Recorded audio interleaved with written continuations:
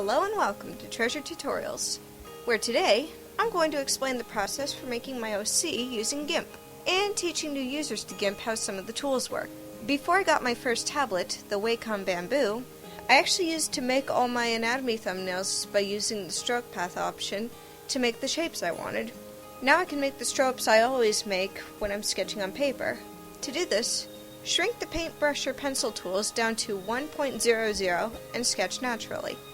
To make the stroke path tool, which I use for almost all my outlines, use the yellow pen tool in your toolbox and create your path on a new transparency layer. Then your tool options window, if you have it open with the toolbox and layers window, you'll see two options to click on, which are stroke paths and path to selection. When you click stroke paths, it will give you the option to change the size of your path's outline. If you aren't entirely satisfied with how your outline looks, you can use the eraser to give whatever parts of your outline a bit of a pointy edge. One important thing you need to remember: the layers in the layer box always go over top each other. You want to make sure that the outline transparency layer is above all the other layers: the color layer, the thumbnail layer, the background, etc. This way, when you do the colors, they won't go over top the outline. Another thing I've learned is that it's best to start by drawing the head and work your way down. Funny thing is, I actually used to do the opposite and draw the feet first. I'll probably devote a future video to showing my older drawings, but if you get the head right, it'll help to make your character's body, whether it's a pony, human, or furry, look correctly proportioned. Now for the colors. There are two ways you can do this. The first is you can try drawing it in the way you would with a coloring book, where you try not to color anywhere outside the line, or you could try to create a new bunch of paths around the inside of the character's body. It saves time if you just edit the paths you used to stroke the outlines, but I prefer making new paths when I color in, especially if I'm using a sort of particular lighting in my work.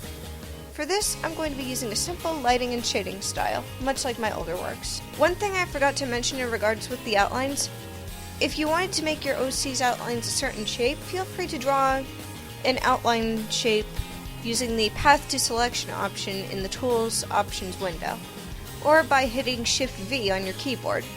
I just use these to make my eyes and eyelashes the shape I want them to. When I color my eye in, and this is optional, you can add a bit of shine to your OC's eyes by using the airbrush tool after you've raised it up to about 20 in size, and tapping a few times until you give your OC's eyes a faint light to them. Select a new path into a couple of curvy triangles up by the sides of either the bangs or a lock of hair, and either paint or ink it a nice white color. For this, you can either lower the opacity on whichever tool you're using to do this, or if you like, you can create a new transparency layer and lower the opacity on that. Same thing with the shading.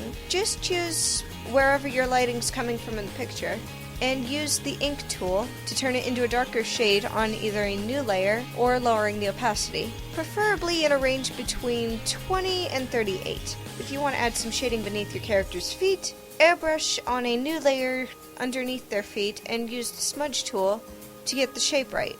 And you're done! Create more layers and add whatever accessories you want your character to wear, which can be glasses, a scarf, whatever you like.